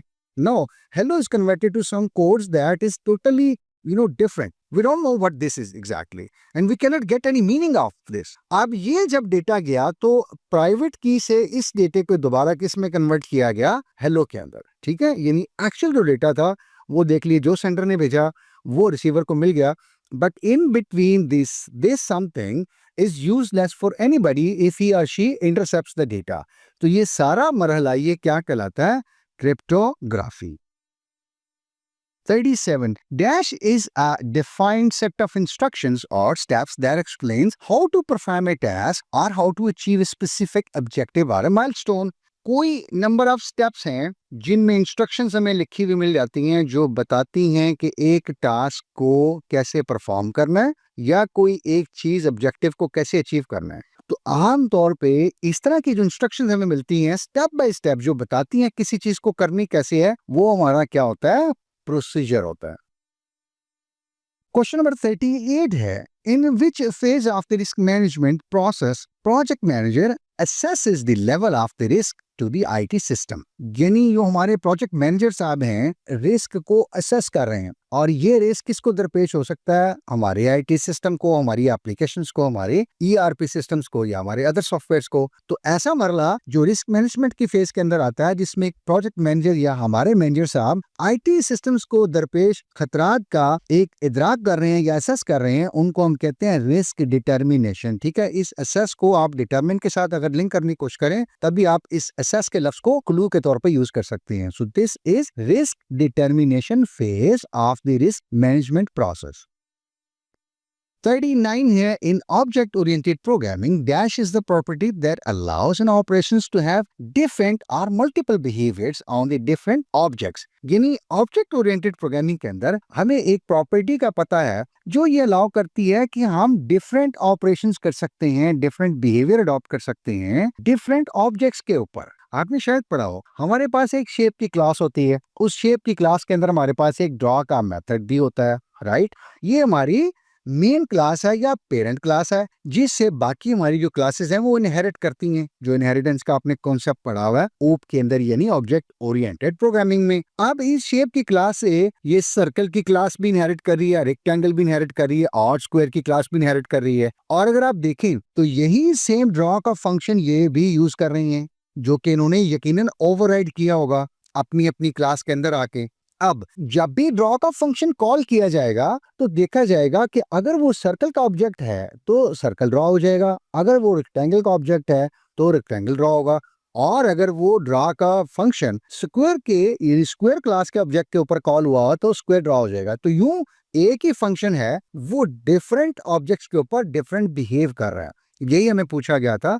और ये कॉन्सेप्ट क्या कहलाता है? पॉलीमॉर्फिज्म। पोली का मतलब होता है ज्यादा और मॉर्फिक का मतलब होता है शक्लें। ठीक है, इसका मतलब होता है बेसिकली ज्यादा शक्लें, एक ही कॉन्सेप्ट की ज्यादा शक्लें। तो यहाँ पे यही हो रहा है, एक ड्रॉ के फंक्शन की ज्यादा शक्लें में नजर आ रही हैं। ठीक है, सर्कल, रेक्टेंगल और स्क्वायर आर बीइंग ड्रॉन। तो बी ऑप्शन है ये। Question number 40. Which of the following refers to the process of identifying attempts to prevent system and gain unauthorized access? कोई एक तरीका हमें बता रहा है जिसमें हम आइडेंटिफाई क्या करते हैं जी कि कोई बंदा अनऑथोराइज्ड एक्सेस करने की कोशिश कर रहा है, पेनिट्रेट करने की कोशिश कर रहा है हमारे सिस्टम में, और हमने उसको आइडेंटिफाई करना है। तो एक तरीका आपने पढ़ा हुआ है, एक प्रोसेस है जिसके जरिए से हम ये काम कर सकते हैं। ठीक है, यानी इंटरनेट से कोई बंदा भी आता है तो हमारे पास इंट्रूजन डिटेक्शन की एक लेयर होती है, यानी वो जो इंट्रूडर है, वो बंदा जो घुसने की कोशिश कर रहा है, जिसको मैं माफी चाहूंगा, बुरा ना मानिएगा, घुसपैठिया है, उसको यहाँ पे हम रोक लेते हैं। और उसको रोकने का मकसद क्या है कि आगे नेटवर्क में यहाँ तक उसको एक्सेस या रसाई ना दी जाए, तो यहीं पे उसको रोक दिया जाता है। ठीक है जी, तो इस मरहले को जिसमें हम ये रोकते हैं, ये प्रोसेस क्या कहलाता है? Intrusion detection. और ये हमारा सॉफ्टवेयर या जो हमारे इक्विपमेंट्स ये काम करते हैं उनको हम कहते हैं आईडीएस, इंट्रूजन डिटेक्शन सिस्टम्स। 41 है, in which phase of the change management people realize that they need to change and find short-term solutions or workaround? Change management के अंदर हमने कुछ फेजेस पढ़ी हुई हैं, उसमें एक का यहाँ पे तस्करा हुआ और पूछा गया है, यहाँ पे लोग इस फेज में रियलाइज कर लेते हैं, उन्हें इस बात का इदराक हो जाता है, ये एहसास हो जाता है कि उन्हें वाकई तब्दीली की जरूरत है, और वो कुछ मुख्तसर या छोटे छोटे जो है ना वो कुछ शॉर्टकट्स, सॉल्यूशंस, वर्क अराउंड्स, इस तरह की कोई चीजें ढूंढना शुरू कर देती हैं। तो ये कौन सा फेज है? ये हमारा फेज होता है रैशनल अंडरस्टैंडिंग का। रैशनल का मतलब ही क्या होता है कि वजह क्या है, इसके पीछे रीजन क्या है, कॉज क्या है, मोटिव्स क्या है, मुहर्रिकात क्या है। जब ये समझ आ जाते हैं तो आप ये समझ लीजिए कि लोगों को फिर इस बात का इदराक हो जाता है, उनको एहसास हो जाता है कि नहीं, चेंज की जरूरत हमें समझ आ गई है और हमें लगता है कि अब वाकई वक्त का तकाजा है कि तब्दीली होनी चाहिए। सो this is the rational understanding of the change management, जहां पे लोगों को इस बात का एहसास हो जाता है। 42, which system changeover approach involves running both the old and the new systems simultaneously for a certain amount of time or period where both systems perform the same functions and the output of either system may be used. थोड़ी सी लंबी statement है लेकिन है simple. पूछा गया है कि change over की कोई एक सिचुएशन है, इसको जेहन में रखिए और ये भी देखिए कि दोनों सिस्टम आप चला रहे हैं, नया भी और पुराना भी, और दोनों सेम साथ साथ चला रहे हैं एक खास वक्त के लिए, और दोनों सिस्टम सेम फंक्शन परफॉर्म कर रहे हैं। Again this is very important. और आप किसी एक की भी आउटपुट यूज कर लेते हैं, तो ऐसा चेंज ओवर जिसमें ये काम हो रहा हो कि दोनों सिस्टम साथ चल रहे हैं और आउटपुट किसी की भी आप यूज कर लेते हो, क्योंकि दोनों एक ही काम कर रहे हैं, दोनों सेम फंक्शन प्रोवाइड कर रहे हैं और दोनों की आउटपुट भी सेम आ रही है, तो इसको हम कहते हैं पैरेलल चेंज ओवर। अब्रप्ट में हम क्या करते हैं, एक बिल्कुल बंद कर देते हैं, और फेज्ड में हम क्या करते हैं, दोनों चलाते हैं लेकिन एक कुछ और काम करता है, उसकी आउटपुट भी चाहिए होती है, और दूसरा कुछ और काम करता है, उसकी भी आउटपुट चाहिए, दोनों की शायद मिलानी पड़े। पैरेलल में ऐसा नहीं करते हम, दोनों चलेंगे, दोनों सेम ही फंक्शन करेंगे, हम आउटपुट यूज कर ले बी की कर लें, क्योंकि दोनों सेम फंक्शन परफॉर्म करते हैं और सेम आउटपुट डिलीवर करते हैं। 43 है, which of the following is a major disadvantage of the iterative software development model? अब एक iterative software development model होता है जो आपने पढ़ा हुआ है, जिसमें हम क्या करते हैं कि सॉफ्टवेयर आइट्रेशन में डिलीवर करते हैं। ठीक है, यानी एक आइट्रेशन हमने की 3 4 5 हफ्ते की, कुछ हमने बनाया, कस्टमर को भेज दिया, जो उसके लिए यूजेबल है वो उसको यूज करता है, फिर हमने एक अगली आइट्रेशन में कुछ डेवलप किया और फिर हमने वो भेज दिया। यूं इन डिफरेंट आइट्रेशंस के अंदर हम क्या करते हैं, प्रोडक्ट डिलीवर करते हैं। एक चीज का ख्याल रहेगा यहाँ पे, वो आपने भी पढ़ा होगा और ऑब्जर्व भी किया होगा कि आइट्रेशन हम इसलिए करते हैं क्योंकि यूजर्स को पहले कंप्लीटली नॉलेज नहीं होता कि उन्होंने बनवाना क्या है। User is unable to clearly state the या डिस्क्राइब दी सिस्टम रिक्वायरमेंट्स, तो इसीलिए हम इसको यूज करते हैं। अब जैसे ही हमने आइट्रेशन दी, यूजर ने कुछ और बताया और पहली वाली आइट्रेशन के ऊपर कुछ फीडबैक दी, फिर दूसरा हमने दिया, और साथ साथ भी यूजर जो है वो इंगेज कर रहा होता है, हमारे साथ इन्वॉल्व हो रहा होता है। तो इसका जो डिसएडवांटेज है इस मॉडल का वो ये है कि यूजर बहुत ज्यादा इन्वॉल्व होता है, और चूंकि यूजर जितना ज्यादा इन्वॉल्व होगा वो बारहा अपनी ख्वाहिशात जो है वो बताता रहता है कि अब मुझे ये स्क्रीन नीली कर दें, आप पीली कर दें, बटन को नीचे कर दें, इसको ऊपर कर दें, ये टेक्स्ट यहाँ से निकाल दें, ये 2 फील्ड्स और डाल दें। So this keeps on changing or the user keeps on demanding। वो इतनी ज्यादा एंगेजमेंट का फायदा तो होता है कि यूजर को पता चल जाता है बन क्या रहा है, लेकिन जो दूसरा नुकसान होता है आइटरेटिव मॉडल का वो ये होता है, यूजर जो है वो उसकी ख्वाहिशात बढ़ती चली जाती हैं। ठीक है ना, हजारों ख्वाहिश ऐसी कि हर ख्वाहिश पे दम निकले। तो the only disadvantage of this is, और one of the disadvantage of this iterative model is कि स्कोप करीब होता है। स्कोप करीब का मतलब कि आपने क्या बनाना है ये तब्दील होता रहता है, ये एक फिक्स नहीं रहता, ये चेंज होता रहता है, और ख्वाहिशात ऐड होती रहती है, उस लिस्ट में ख्वाहिशात की लिस्ट लंबी होती चली जाती है। So the demands are increasing due to the customers continuously engagement. तो ये एक प्रॉब्लम है आइटरेटिव सॉफ्टवेयर डेवलपमेंट मॉडल की। 44 है, प्रोटोटाइपिंग इन सॉफ्टवेयर डेवलपमेंट प्राइमरीली इन्वॉल्व्स।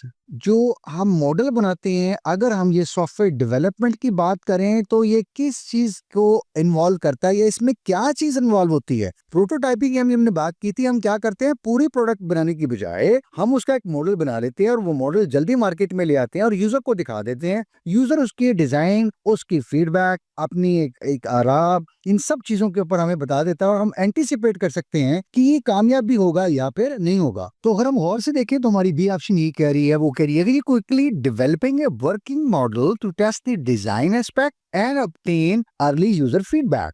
यानी 2 चीजें हम यहाँ से चेक करते हैं ना प्रोटोटाइप में, एक कि हमने डिजाइन कैसा बनाया है तो हम अपने डिजाइन एस्पेक्ट को देखते हैं, और दूसरा ये है कि फिर यूजर की हमें फीडबैक देखनी होती है। Before launch our final product और even develop the final product, हम चाह रहे हैं कि यूजर की फीडबैक भी आ जाए, यानी वो लोग जिन्होंने इस एप्लीकेशन को, इस सॉफ्टवेयर को, इस फिजिकल प्रोडक्ट को यूज करना है या कंज्यूम करना है, उनकी क्या राय है, इसके ऊपर क्या फीडबैक है। 45 है, why are system analyst needed in the information system development. हमें सिस्टम एनालिस्ट की क्यों जरूरत पड़ती है इन लोगों की जब आप इस सिस्टम को डेवलप कर रहे होते हैं? देखिए, हमारे दो लोग हैं जिनको हमें कनेक्ट करना है। एक बिजनेस जिनको सॉफ्टवेयर चाहिए, जिनको ईआरपी चाहिए, ईआरपी एप्लीकेशन चाहिए। एक वो डेवलपर्स, सॉफ्टवेयर डेवलपर्स जिन्होंने ईआरपी को, सॉफ्टवेयर को डेवलप करना है, उसको कोड करना है, उसको बनाना है। अब सॉफ्टवेयर के लोगों को बिजनेस का नहीं पता होता, यानी बिजनेस लैंग्वेज नहीं पता होती, बिजनेस ऑपरेशंस का आइडिया नहीं होता, और बिजनेस वाले लोगों को टेक्नोलॉजी का इतना आइडिया नहीं होता। वो बिजनेस में बहुत अच्छे हैं, एचआर में, फाइनेंस में, सेल्स में, मार्केटिंग में एंड सो ऑन। तो हमें जरूरत पड़ती है इन सिस्टम एनालिस्ट की कि इन दोनों लोगों के दरमियान वो क्या करते हैं, ब्रिज का रोल प्ले करते हैं। यानी सिस्टम एनालिस्ट के बारे में कहा जाता है कि इनको बिजनेस का भी पता होता है और इनको टेक्नोलॉजी का भी पता होता है, और ये दोनों के दरमियान एक ब्रिज का काम करते हैं। ठीक है, सो सी ऑप्शन है हमारी, to act as a bridge between business and the developers. और ये तालिब इल्म भी एक्चुअली क्या है, एक सीनियर सिस्टम एनालिस्ट है, right? So I do the job and I love what I do. That is why, क्या आपने देखा होगा कि मेरे पास दोनों डिग्रीज हैं, आईटी की भी और बिजनेस की भी। ठीक है, so I love what I do and this is very challenging job, that you interact with business every single day and the same time you interact with the technology. कि business के operations को भी आपको पता होनी चाहिए, और इसके बाद टेक्नोलॉजी या सॉफ्टवेयर या टूल्स या एप्लीकेशन या आर्किटेक्चर, वो सारा क्या, और आपकी एप्लीकेशन किस तरह डेवलप हुई हुई है, किस तरह बिल्ड हुई हुई है, या किस तरह आप उसको बिल्ड करवा रहे हैं। सो सी इज द राइट ऑप्शन। 46 है, which type of attribute requires more than one value to completely describe a single attribute, such as an address that consists of house number, street number and postal code? ERP के context में, ये database की modelling के concept में जाइए और एक minute के लिए सोचिए कि कोई एक एट्रीब्यूट है हमारे पास। ठीक है, कोई एक एट्रीब्यूट है, एग्जांपल भी दी हुई है। फॉर एग्जांपल एड्रेस होता है, उसके अंदर 3-4 और चीजें होती हैं, house number, street number and a postal code. तो ये किसकी एग्जांपल है? हम इसको थोड़ा सा विजुलाइज करने की कोशिश करते हैं। ये देखिए, एक स्टूडेंट की एंटिटी है, roll number, name, date of birth, phone number और एज वगैरह, ये डिफरेंट एट्रीब्यूट्स हैं। ठीक है, कुछ बाकी और भी हैं, लेकिन हमारा वो भी मकसद नहीं है। तो जो एड्रेस का अगर एक एट्रीब्यूट है इस एंटिटी का, अगेन वो डिवाइडेड है किसमें, स्ट्रीट में, सिटी में, स्टेट में और फिर कंट्री में। तो ऐसा एक एट्रीब्यूट जो आगे मिलके 3-4 एट्रीब्यूट्स के साथ बनता है, वो असल में इन सारे एट्रीब्यूट्स के साथ क्या हम कह सकते हैं, कंपोज्ड होता है, कंपोज्ड ऑफ दीज एट्रीब्यूट्स। और जो कंपोज्ड ऑफ होता है उसको हम कहते हैं composite attribute. So this C option is correct. 47 है, बिजनेस प्रोसेस री इंजीनियरिंग और बीपीआर प्राइमरीली फोकसेस ऑन। ठीक है, ये एक बहुत बड़ी टर्म है, आप इससे थोड़ा बहुत फेमिलियर जरूर होंगे। बीपीआर में हम क्या करते हैं, यानी बिजनेस प्रोसेस री इंजीनियरिंग। ये जो लफ्ज है इसको जरा ध्यान से समझिए, या इसको कोशिश कीजिए, जरा फोकस कीजिए। री इंजीनियरिंग ये होती है कि हमने जो कुछ पहले बनाया हुआ है, हम उससे मुतमईन तो हैं, लेकिन हम चाहते हैं कि हम उसको एक दफा पूरे को उखाड़ पचाड़ करें, दोबारा री इंजीनियर करें। ठीक है, री इंजीनियर करें उसको दोबारा, ताकि हम अपनी परफॉर्मेंस को बेहतर कर सकें। सो हम एक तरह से दोबारा चीजों को सोचते हैं, दोबारा रीअलाइन करते हैं, रीफोकस करते हैं, रीअरेंज करते हैं। ठीक है, so we rethink and we redesign our processes. और ऐसा हम क्यों करना चाहेंगे, अपनी परफॉर्मेंस में हम इंप्रूवमेंट करना चाहेंगे। We want to enhance our processes performance, business के भी और अपने प्रोसेसेस के भी। ठीक है, so the business process re-engineering is primarily focused with the rethinking and redesigning of the whole business processes। और इंटेंशन हमारी क्या है, ताकि हमारी परफॉर्मेंस बेहतर हो। ठीक है, so the B option is correct from here. 48, which protocol is responsible for breaking data into packets and reassembling these or them at the destination? कोई एक प्रोटोकॉल है और हमें बताना है कि ये डेटे को ब्रेक करता है, डिफरेंट पैकेट्स बनाता है और ये रीअसेंबल करता है जब ये पैकेट डेस्टिनेशन पे पहुंचते हैं। तो जो प्रोटोकॉल हमारे डेटे को डिफरेंट पैकेट्स में उसको डिवाइड कर रहा है और उसके बाद फिर रिसेंबल भी कर रहा है, यानी जब ये पैकेट्स या फ्रेगमेंट्स हम इनको कहते हैं नेटवर्क की जुबान में, तो ये रिसीवर तक पहुंचते हैं, तो ये फ्रेगमेंट्स ने दोबारा अरेंज होना होता है, इसको हम कहते हैं रीअसेंबली। तो वहां पे डेस्टिनेशन साइड पे ये काम होता है, एक प्रोटोकॉल ये करता है। एक और प्रोटोकॉल है, another protocol ensures the packets are delivered to the correct destination over the internet। यानी दूसरा जो प्रोटोकॉल है उसका काम क्या है, ये जो पैकेट जा रहे हैं इनकी डिलीवरी यानी इंटरनेट के जो दूसरी साइड पे हमारे रिसीवर हैं जिनको ये डेटा मिलना है, तो ये पैकेट उन तक भी जाने चाहिए। तो ये दूसरे प्रोटोकॉल का काम है। तो पहला और दूसरा प्रोटोकॉल बताना ये कौन से हैं। पहला जो प्रोटोकॉल ये काम करता है कि हमारे डेटे को पैकेट्स में या फ्रेगमेंट्स में डिवाइड करता है, उनको कुछ ऑफसेट या कोई एक नंबर लगा देता है जो कि डेस्टिनेशन पे जाके रीअसेंबली में यूज होते हैं। तो ये काम करता है टीसीपी, ट्रांसमिशन कंट्रोल प्रोटोकॉल। और जो इंटरनेट पे एक पैकेट को सोर्स से लेकर डेस्टिनेशन तक डिलीवर किया जाता है, या जो डेटा कैरी करने वाला प्रोटोकॉल है हमारा कैरियर, वो हमारा क्या है, आईपी। तो बी ऑप्शन हमारी ये कह रही है TCP performs packet breakdown while IP ensures destination delivery। Packet को ब्रेक डाउन कर रहा है TCP और इस पैकेट को डिलीवर कौन कर रहा है, IP। तो ये दोनों हमने यहाँ पे आइडेंटिफाई कर लिए ऑप्शन बी के अंदर। Question number 49. Which type of control is specifically concerned with the regulating of the transfer of data between LANs, WANs और the internet in an information system? यानी हमें कुछ कंट्रोल जो हैं वो देखने हैं। ये कंट्रोल किससे रिलेटेड है, रेगुलेटरी रिक्वायरमेंट्स हैं, किस चीज के बारे में, डेटा ट्रांसफर के बारे में ओवर दी इंटरनेट। इंटरनेट के ऊपर जो डेटा ट्रांसफर होता है उनके बारे में कुछ रेगुलेशंस हैं, कुछ कंट्रोल्स हैं, वो हमें देखने हैं, वो कौन से हैं। अब यहाँ पे जो लफ्ज है ना, जो सारे इस क्वेश्चन के अंदर समझने वाला, वो क्या है, ट्रांसफर। इंटरनेट के ऊपर जब डेटा ट्रांसफर होता है तो उसके लिए जो कंट्रोल्स हैं वो किस कैटेगरी में आते हैं, कम्युनिकेशन कंट्रोल में। ठीक है, data transfer is exactly similar to data communication are the synonyms. तो हम यहाँ कह सकते हैं कि इट्स द सेट ऑफ और category of communication controls. Question number 50। The primary focus of an information system audit is to, यानी information system का ऑडिट जो हम करते हैं उसका मकसद क्या होता है, उसका फोकस क्या होता है।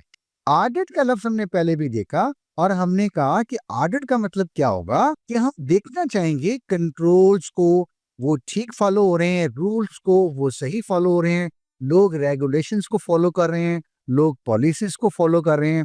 ये सारी चीजें हम देखना चाहेंगे और ये भी देखना चाहेंगे कि जो कुछ ये हमने कंट्रोल्स, पॉलिसीज वगैरह बनाए हुए हैं, इम्प्लीमेंट किए हुए हैं, इनकी इफेक्टिवनेस क्या है, ये बेहतर है, क्या ये बिजनेस को सपोर्ट कर रहे हैं, बिजनेस के साथ अलाइंड है।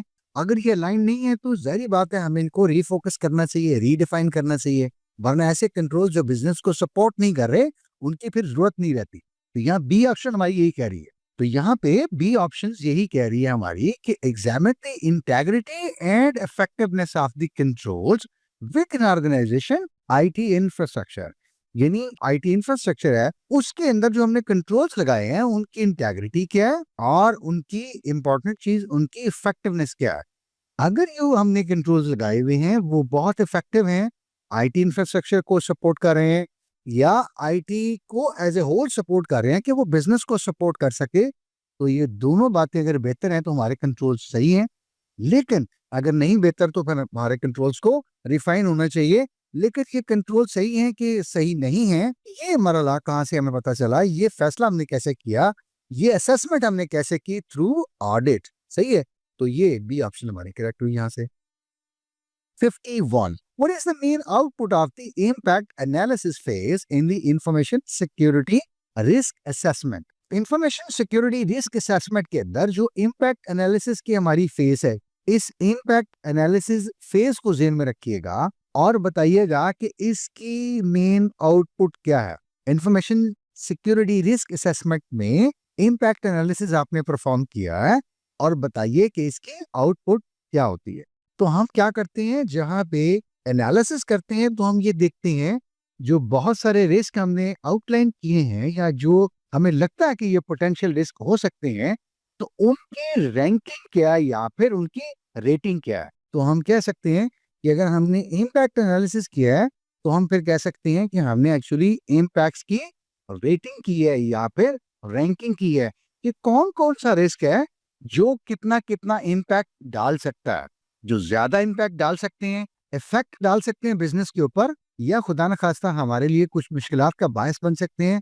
उनको हमने यकीनन टॉप पे रखा होगा और इसी तरह से फिर जो कम है उनको हमने फिर नीचे रखा होगा, depending upon the impact of each risk. 52.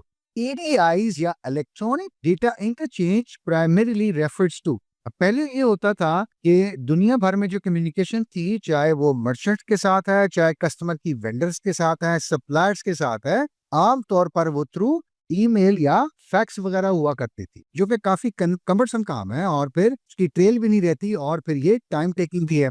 तो कंपनीज ने क्या डिसाइड किया कि हम इन चीजों को इलेक्ट्रॉनिकली कनेक्ट कर लेते हैं या इंटीग्रेट कर लेते हैं। तो ईडीआईस बेसिकली या इलेक्ट्रॉनिक डेटा इंटरचेंज एक ऐसा इंटरफेस है, आप समझ लीजिए कि कंपनीज की या वेंडर्स की या कस्टमर और प्रोवाइडर की या सप्लायर की ये एक ऐसी इंटीग्रेशन है कि जिसमें चीजें ऑनलाइन जो है वो फिर आप ट्रांसफर कर सकते हैं या रिसीव कर सकते हैं।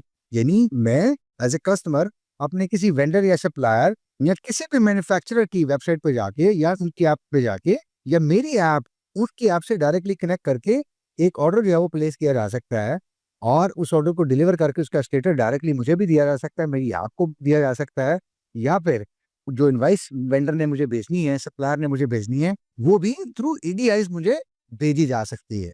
तो अब हम देखें दुनिया भर में जो सारी एप्लीकेशंस हैं वो थ्रू इलेक्ट्रॉनिक डेटा इंटरचेंज या ईटीआईस वो कनेक्टेड हैं और ये सारी की सारी कम्युनिकेशन पहले ईमेल फैक्सेस वगैरह पे हो रही थी, अब थ्रू ईडीआईस हो रही होती हैं। यानी एक एप्लीकेशन दूसरी एप्लीकेशन को थ्रू ईडीआई मैसेजेस भेजती है और वहीं से रिस्पॉन्स आता है। तो ये सारे ऑर्डर्स, पेमेंट्स, प्रोसेसिंग, आईबीएफटीज या ऑप्शनली इनवॉइसिंग या इस तरह की ऑनलाइन ट्रांजैक्शन जितनी भी हो रही हैं वो थ्रू ईडीआईस हो रही हैं। तो बी ऑप्शन हमारी कह रही है कि ईडीआई क्या है, एक स्टैंडर्ड्स हैं जो कि इंफॉर्मेशन सिस्टम्स को या बिजनेस इंफॉर्मेशन को इलेक्ट्रॉनिकली एक्सचेंज करने में हेल्प करती हैं। सो बी ऑप्शन करेक्ट हुई यहाँ से। 53 है, which of the following is an example of an IT infrastructure risk in an e-business environment? हमें बताना है कि किसी आईटी कंपनी को किसी आईटी के इंफ्रास्ट्रक्चर को कोई रिस्क हो सकता है और वो कंपनी किस नौयत की है, ई कॉमर्स या ई बिजनेस करती है। तो ई कॉमर्स या ई बिजनेस जो कंपनी करती है उसको आईटी का रिस्क या आईटी इंफ्रास्ट्रक्चर का रिस्क हो सकता है, यकीनन हो सकता है, क्योंकि उनका सारा बिजनेस ही ऑनलाइन है। अगर सारा बिजनेस उनका ऑनलाइन है तो उनको फिर दिए गए रिस्क में जो एक बड़ा रिस्क हो सकता है वो ये है कि अगर उनके पास कोई डेटा बैकअप नहीं होता, कोई रिकवरी का प्रोसीजर नहीं होता, ये सबसे बड़ा रिस्क हो सकता है। एक मिनट के लिए सोचिएगा, खुदा न खास्ता हमारे पास कोई ऑनलाइन बिजनेस है और हमने कुछ कस्टमर्स की ट्रांजैक्शंस भी की हुई हैं, कुछ हमारे पास इन्वेंटरीज भी हैं, कुछ और चीज़ों की इंफॉर्मेशन है, तो ये सारा डेटा अगर कहीं लॉस हो जाता है, खुदा न खास्ता किसी वक्त सर्वर जो है वो क्रैश हो जाता है और हमारे पास कोई बैकअप नहीं है, कोई रिकवरी नहीं हम कर सकते और सिस्टम को दोबारा रिज्यूम करते हुए हमें शायद बहुत हफ्ते लग जाएं और शायद महीने लग जाएं, क्योंकि हम ये मैनुअली सारा सेटअप करेंगे दोबारा, तो ये it will take a lot of time and lot of efforts. तो एक ऑनलाइन बिजनेस के लिए जो आईटी इंफ्रास्ट्रक्चर रिस्क हो सकता है, दिए गए ऑप्शंस में से सी जो है वो सबसे बड़ा रिस्क हो सकता है, the absence of adequate data backups and recovery procedures. 54. The primary purpose of using supply chain management software is to। अब ये supply chain management के अंदर हम कोई भी एप्लीकेशन सॉफ्टवेयर क्यों यूज करना चाहेंगे? देखिए, सप्लाई चेन मैनेजमेंट हमने इससे पहले भी देखा है, एक पूरे का पूरा एक एंड टू एंड एक सप्लाई की चेन है और जिसको हर कंपनी, हर पार्टिसिपेंट या हर एक्टर चाहता है कि अच्छे तरीके से उसमें पार्टिसिपेट करे, ना सिर्फ पार्टिसिपेट करे बल्कि कोई एक वैल्यू डिलीवर करे ताकि एंड टू एंड जो है वो इवन कस्टमर तक कोई ना कोई वैल्यू डिलीवर की जा सके। तो जाहिर बात है इस सारे सिलसिले को कामयाब करने के लिए जो अहम चीज है वो ये है कि आपकी प्लानिंग, आपकी इम्प्लीमेंटेशंस और आपकी रेगुलेशंस और कंट्रोल्स और मॉनिटरिंग, ये सारी की सारी क्या हो, बहुत अच्छी हो और बहुत इफेक्टिव हो। फिर आप मेक श्योर कर सकते हैं कि ये सारा सिलसिला जो है वो कामयाब भी होगा और ये जो सॉफ्टवेयर है उसके अंदर भी ये चीजें एम्बेड होनी चाहिए। तो हमारी बी ऑप्शन ये कह रही है कि सप्लाई चेन का जो सॉफ्टवेयर है उसका जो बेसिक पर्पस होना चाहिए वो क्या, कि it should be planned well, implemented well and it should be able to control supply chain operations. यानी जितने सप्लाई चेन के ऑपरेशंस हैं जिससे पहले हमने देखे हैं, यानी आपने चीजें एक्वायर की हैं, प्रोक्योर की हैं, उसको फिर स्टोर या इन्वेंट्री में प्लेस किया है, वहां से फिर चीजें इशू की हैं, वर्क इन प्रोसेस हुआ और उसके बाद फिर फिनिश गुड्स प्रोडक्ट्स हैं वो बनी, वो डिस्ट्रीब्यूटर तक गई और वहां से फिर रिटेलर तक और उसके बाद फिर कंज्यूमर तक। तो ये देख लें एक अच्छा खासा लंबा बड़ा सिलसिला चेन है। ये सारे ऑपरेशन जो है वो बहुत अच्छे मैनेज होने चाहिए उस सॉफ्टवेयर के अंदर। उसके बाद हम कह सकते हैं कि जी आप एफिशिएंटली, बड़े इफेक्टिवली सेटिस्फाई कर सकते हैं कस्टमर्स की नीड्स को, कस्टमर को डिलाइट कर सकते हैं। 55 है, which of the following best describe the primary purpose of ERP, enterprise resource planning software. तो अभी हम इससे रिलेटेड कुछ बात कर रहे थे कि ईआरपी एक्चुअली जो बनाई जाती है, ये इंप्लीमेंट की जाती है इसलिए कि एक बिजनेस के डिफरेंट फंक्शंस हैं, डिफरेंट पार्ट्स हैं, और इस ईआरपी ने उस सारे फंक्शंस को सपोर्ट करना है, और सपोर्ट इस तरह से करना है ताकि बिजनेस सीमलेसली और स्मूथली रन हो सके, ऑपरेट कर सके, एग्जीक्यूट हो सके, और बिजनेस कस्टमर को कोई वैल्यू डिलीवर कर सके। ठीक है, so it's end to end enterprise wide coverage. और वो हम बी ऑप्शन अपनी देखें तो वो ये कह रही है कि एंटरप्राइज लेवल कोई व्यू है, उसको अगर आप देखते हैं तो पूरी ऑर्गेनाइजेशन को आप इंटीग्रेट कर सकते हैं। मल्टीपल बिजनेस फंक्शंस हैं वो, या पार्ट्स हैं बिजनेस के, जैसे HR, finance, sales, marketing, customer services. तो ईआरपी को इन सब चीजों को देखना है। इससे पहले हमने एक एमसीक्यूज में ये डिस्कस किया था कि ये मल्टी मॉड्यूल एप्लीकेशन होती है। 56 है, which type of organizational change is radical in nature, challenging all elements of processes and structures, and is also referred to as a corporate or business transformation। दो तीन चीजें जरा क्विकली इसमें देखिए। एक तो ये कहा गया है, ये जो चेंज है ये बहुत रेडिकल नेचर की है, यानी कोई स्मॉल चेंज नहीं है, कोई एवोल्यूशनरी चेंज आहिस्ता आहिस्ता जो जाके चेंज करेगी चीजों को, वो नहीं है। एक तो आपने ये देखना है। दूसरा, ये चैलेंज कर रही है all elements of processes and structures. इन दोनों चीजों को आप देखिए, यानी बिजनेस के जो प्रोसेसेस हैं और जो करंट इस वक्त ऑर्गेनाइजेशन का स्ट्रक्चर है, इन सबको वो चैलेंज कर रही है चीज। और ये सारे की सारी कारपोरेट लेवल या बिजनेस लेवल ट्रांसफॉर्मेशन है। ट्रांसफॉर्मेशन का मतलब कि आप एक चीज को इतना उखाड़ पचाड़ देते हैं, उसको उधेड़ बन करके एक नई चीज बना देते हैं।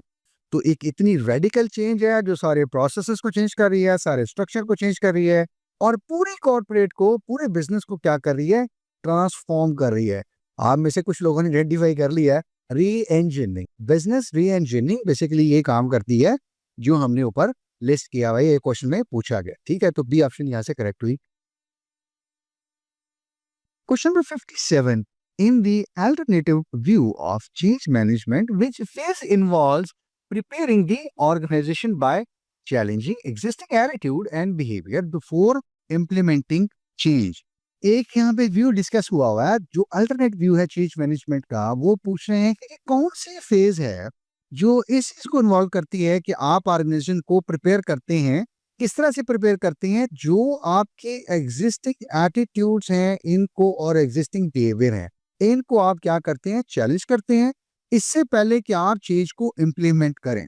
अनफ्रीज में हम ऐसा करते हैं, हम ऑर्गेनाइजेशन को प्रिपेयर करते हैं, या दूसरे लफ्जों में डिसकन्फर्म करते हैं कि जो पुराने एटीट्यूड है या बिहेवियर्स है उनको हम डिसकन्फर्म कर रहे हैं, अब हम उनको कंफर्म नहीं कर रहे, और हम प्रिपेयर हैं, या ऑर्गेनाइजेशन प्रिपेयर है फॉर द न्यू चेंजेस और for the new attitudes and new behaviours.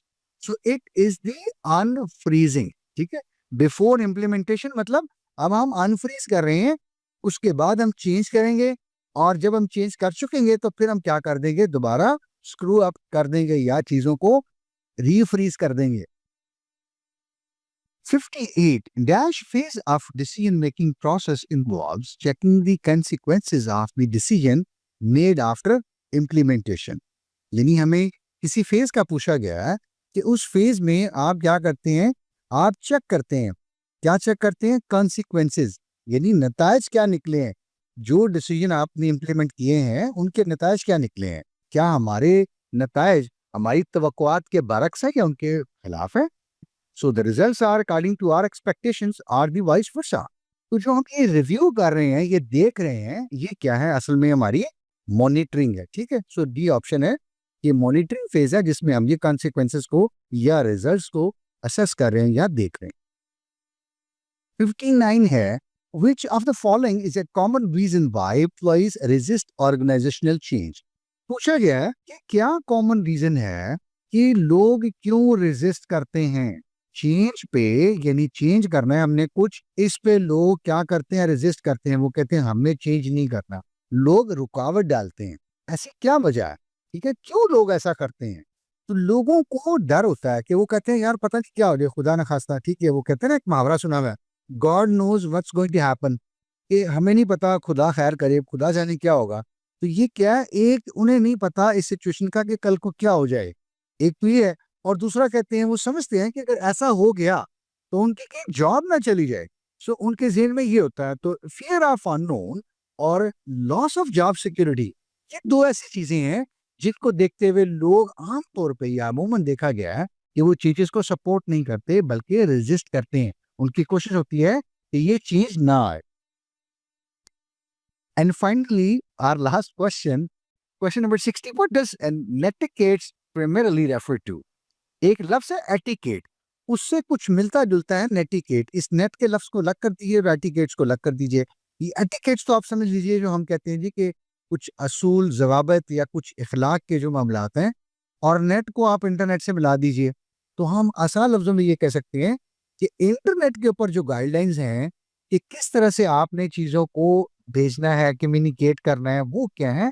नेटिकेट्स हैं, ठीक है? So common sets are the guidelines for maintaining civics और civility in online communication। सही है। तो ये था हमारा MCQs वाला सेक्शन जिसमें हमने 60 क्वेश्चन रिव्यू किए हैं। एक कोशिश है तालिब इल्म की, और मेरी कोशिश किस हद तक कामयाब होती है आप आगाह किया करें, ताकि मेरी कोशिश होती है कि फिर चीज़ों को और बेहतर भी किया जाए, आपकी मदद भी की जाए, आपको थोड़ा सा गाइड किया जाए, और कुछ जो कुछ मैं एक्सप्लोर कर पाया हूँ, मैं सीख सका हूँ, वो मैं आपके साथ भी शेयर करूँ। आपकी तवज्जो के लिए और आपके वक्त के लिए बहुत शुक्रगुजार हूँ। और जाते जाते बस ये गुजारिश होती है कि इस कंटेंट में क्या चीज़ें हैं जो बेहतर की जा सकती हैं, क्या आप मशवरा देना चाहेंगे इस कंटेंट को, इसके प्रेजेंटेशन को, इसके डिलीवरी में क्या इंप्रूवमेंट्स हैं जो हम ला सकते हैं, और इस कंटेंट की क्वालिटी और इस कंटेंट की इफेक्टिवनेस जो है वो और ज़्यादा इन्हेंस की जाए, ताकि आप अपनी जर्नी में एक्सेल कर सकें और अच्छा स्कोर अर्न करने के साथ साथ आप कुछ ना कुछ यहाँ से लर्निंग भी लेके जाएं इंशाल्लाह अपने करियर के लिए और अपने फ्यूचर के लिए। ढेरों दुआएं आपके लिए, अल्लाह ताला आपको कामयाब करे, आपके लिए आसानियां फरमाए। इस आजिज़ और तालिब इल्म को भी अपनी दुआ में शामिल रखा करें। आपकी राह का इंतज़ार रहता है। कंटेंट अच्छा लगा हो तो एक एटलीस्ट लाइक ज़रूर बनती है, और बाकी लोगों के साथ भी, मेट्स के साथ, फेलोज़ के साथ भी ज़रूर शेयर करें। इंशाल्लाह सब्जेक्टिव पार्ट में आपसे दोबारा बात होती है। हम 40 क्वेश्चंस को रिव्यू करेंगे और इस पूल को जो कि हमने प्लान किया था 100 क्वेश्चंस का कंप्लीट करेंगे, ताकि आप CS 507 का एग्जाम जो है वो भरपूर तरीके से, अच्छे तरीके से और प्रिपेयर होकर कॉन्फिडेंस के साथ अटेम्प्ट करें। So I will connect with you in the subjective part इंशाल्लाह वेरी सून। टिल देन खुदा हाफिज। अस्सलाम वालेकुम व रहमतुल्लाह।